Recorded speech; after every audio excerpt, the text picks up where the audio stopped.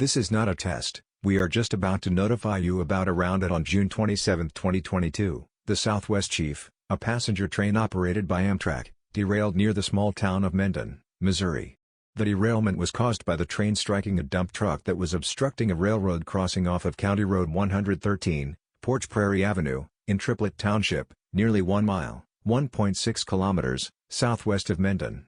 4 deaths have been reported, 3 passengers on board the train and the truck driver, along with at least 50 injuries.